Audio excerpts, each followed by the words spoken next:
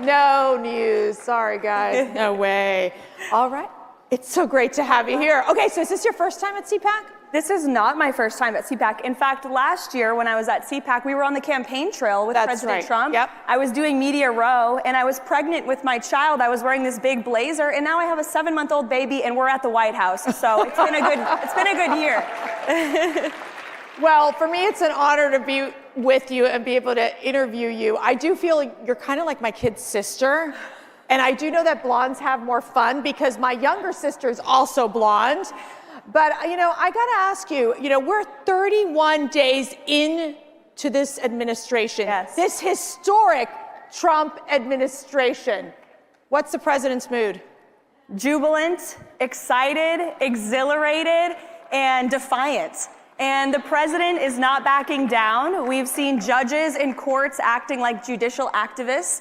We have Democrats who are hooting and hollering outside of empty federal office buildings because we want to simply cut fraud, waste, and abuse from our federal government. And we are not going to be deterred. The president will not be deterred. He is going to continue moving forward, delivering on the promises he made. And look at 30 days, the golden age of America has begun, and we're just getting started.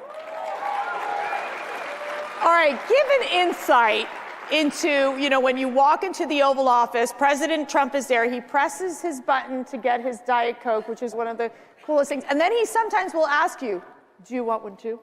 And so, and you really don't say no, even if you don't like Diet Coke, guys, I'm sorry, you don't say no. But, it's true. when he comes to you and he says, Karoline, this is what we need to say. I mean, give us an insight as to one of those instances that you can recall that you were like, wow, okay, he's really in charge. We got to get this done. Yeah, I mean, every single day. The president, we joke. Every single day. He's the president of the United States. He's also the communications director of the White House because he dictates the message. He executes the agenda. One of the things I love about President Trump, and I think what makes him such a great leader, is that he's so deeply involved in every decision that is made, every speech that is written, every executive order that is signed. Where most politicians, you just hand them the script and they read it. President Trump cares about every word he is saying and every action he is taking. He's our leader. To the point of putting the period or exclamation point, right? Or the capitalization of a random word, that too. Okay, that's a good one as well. But I got to ask you because, Mark Rubin, that guy who's, I don't know, he makes money or whatever. He said that he made that comment during the campaign about there's no strong or intelligent women around Donald Trump. Those strong and intelligent women, yes, I think are one of the most critical parts of the White House. Definitely. And how he listens to the women. Mm-hmm. Tell us about that. Absolutely. Look at the White House and look at the exceptional cabinet that President Trump has put together. Who loves the cabinet team that President Trump has put together? It's amazing. It's amazing. And while we don't care about identity politics, you brought it up, and it's true. The president has appointed Susie Wiles, who is our first female chief of staff in United States history.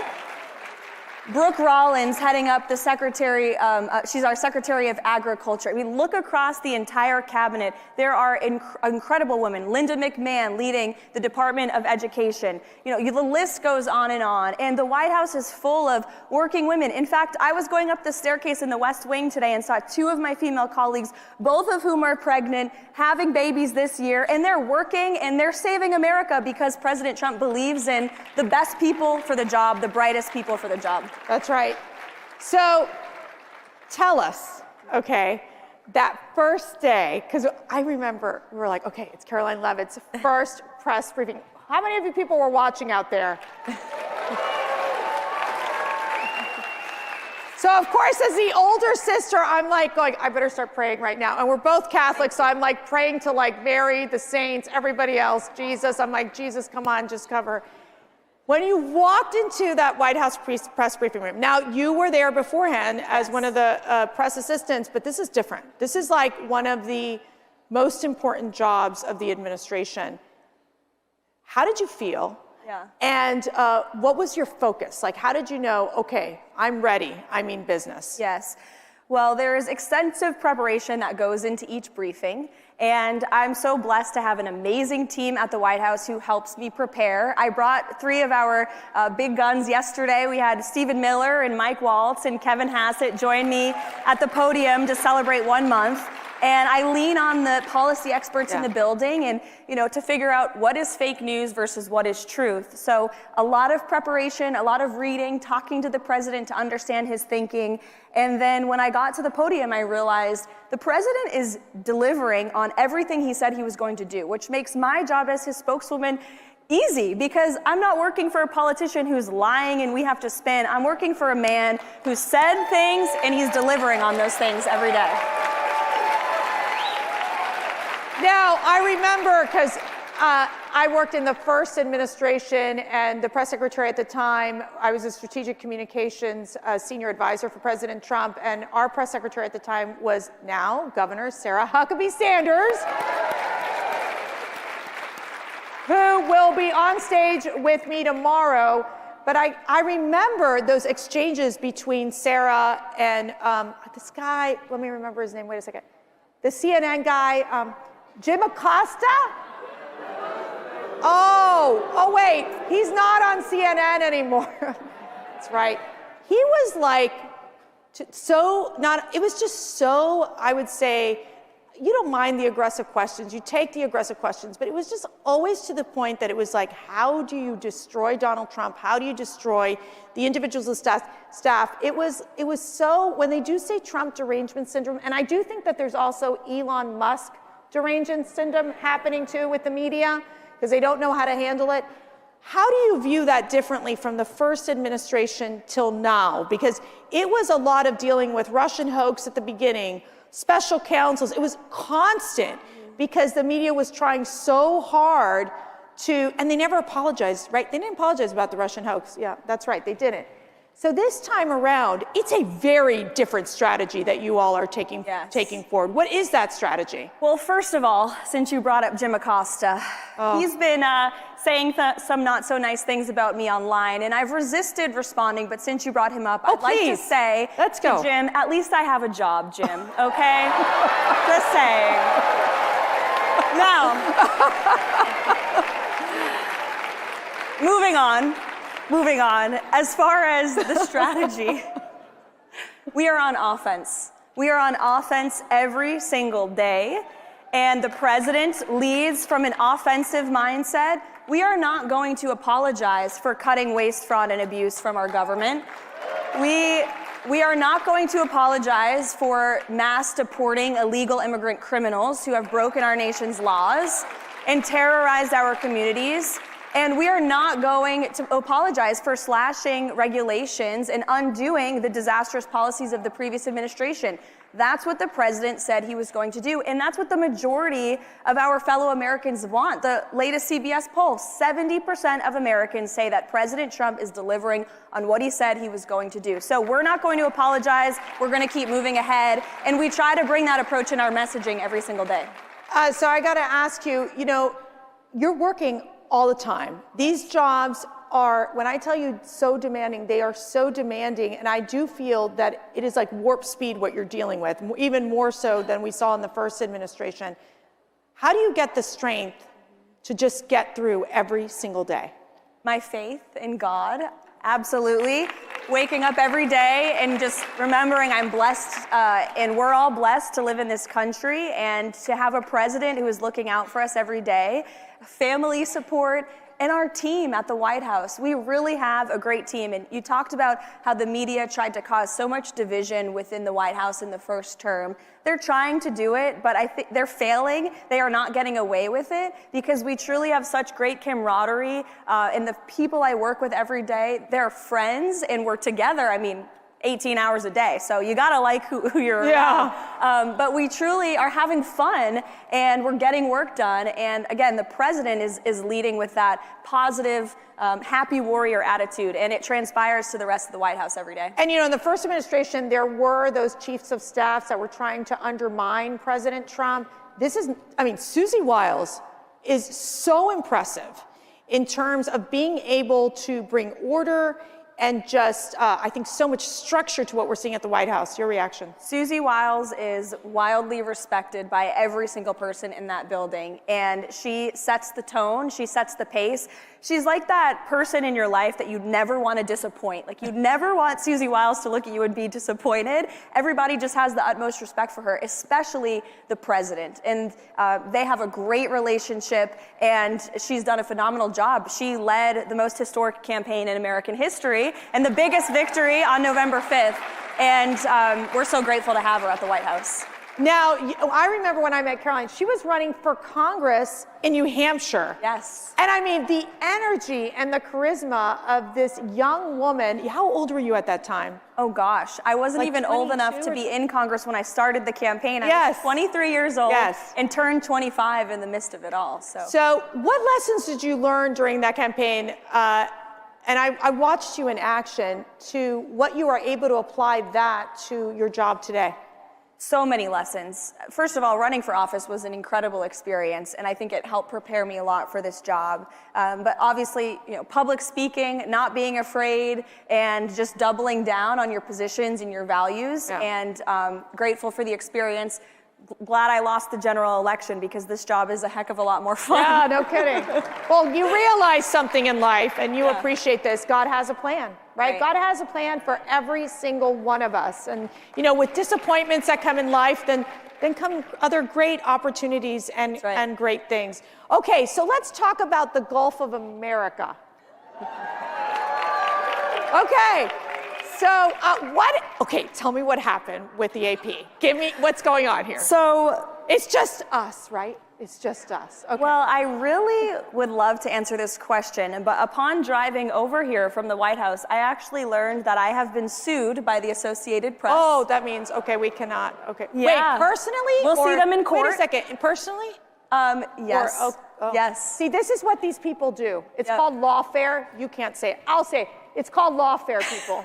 That means I'll probably get sued in the next 30 minutes or so. Okay, keep going. So I wanted to get the White House counsel on the phone before taking this stage to see what I can and cannot say. You really can't say anything. But look, we feel we are in the right in this position, and I said in my first briefing at the podium, we are going to ensure that truth and accuracy is present at that White House every single day.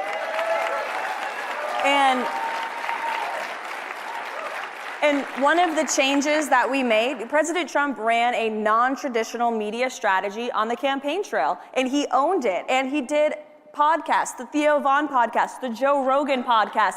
He went places that no other politician has ever wanted to go, and it helped him earn votes, it helped him earn support, and we wanted to continue that approach at the White House. So we've added the new media seat in the White House briefing room. That's been fantastic. Thank you. Yes. We are inviting podcasters and influencers and independent journalists who aren't constrained by this legacy media bias to join us. They deserve the privilege of covering the President of the United States just as much as any other legacy media outlet who has spewed lies about President Trump for years.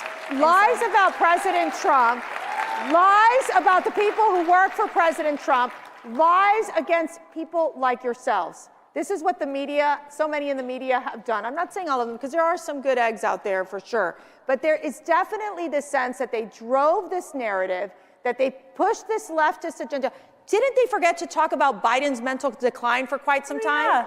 That was a narrative that they just ignored, I guess, the What did they do? cover-up of the century. What were they doing? Sitting out there in the White House just like eating popcorn and going, yeah, why isn't he coming out to speak to us? And they didn't cover it. And I was so glad that Stephen Miller called out the press yesterday in the briefing. I'm not sure if you guys saw that. But he said many of the people in that room covered up Biden's mental incompetence, and he is right. And if you talk to these reporters off the record, that's the worst part about it. They won't report on it, but they will tell you off the record to your face that they knew Biden was incompetent, that the White House staff sometimes weren't showing up until noon, no work was being done, nobody knew who was in charge. We all knew the truth in this room, and they tried to tell us, don't believe your lying eyes. He's, has all this energy and spirit. It was always a lie, and shame on the media for peddling it. Ken, there's this thing called the press pool, and they walk. So President Trump, he's in the Oval Office with all of his executive orders, the blue binders, and there they bring in the press pool, and he loves it. Loves it. Thrives on it. Tell me about those exchanges. Yeah. I just feel like the press, they're really, I mean, I don't know if they can work these 24-hour cycles of President Trump's new administration. I mean, can they? They're exhausted. They're exhausted. Don't you think they should just take a vacation at this point because they just can't keep up? Well, we've signed 73 executive orders. Actually, the president was signing 2 more when I left the White House, so 75 executive orders. Quadruple the number of Barack Obama, double the number of Joe Biden in that same period of time. He is outworking every president ever, and the media can't keep up. But that first day, President Trump was, think about this, he was inaugurated, swore the oath of office, goes to the White House, sees his old office for the first time, the Resolute desk, and he says, let's invite journalists into one of the most intimate spaces of the American presidency in the Oval Office, and I'll take questions from them on any topic they want for more than an hour. This is the most transparent and accessible president we have ever had, despite what the media wants to say. So, you're a mom. I am. Isn't that fabulous? It's the best thing ever. It's the best thing Yes, ever. it is. And I will tell you, in my time at the White House, it was with Sarah Huckabee Sanders, Ivanka Trump, Kellyanne Conway, Brooke Rollins. Between all this, we had 19 kids. I just, goodness gracious, a lot of kids. It's a huge sacrifice. It's a huge sacrifice. But you look at your son, Nico, and why are you doing what you're doing? For him and for all of the other children in this country, we have a country to save. And I want my son to grow up in a free and patriotic America that we can be proud of. And thank you. I try to remind myself of that. Thank you. Thanks. Thank you. Thank you. All right, one more question here. So yesterday I asked Vice President J.D. Vance. Yes. Who's great, by the way? Who loves our vice president? I mean, seriously. The best. I asked him the question, what is your message to young men? There's a lot of young women out there, young girls who really admire you. I mean, in addition to being the youngest press secretary in history, really doing the work that you're doing and just being so strong while you're doing it. It's so admirable. Thank you. What's your message to these young women? Stay strong, speak the truth, and don't let anybody tell you you can't achieve your dream or you can't get to that next step. Just believe in yourself, because there will be a lot of people who don't believe in you, who cast doubt on you, who talk bad about you. Screw them. It doesn't matter. It doesn't matter.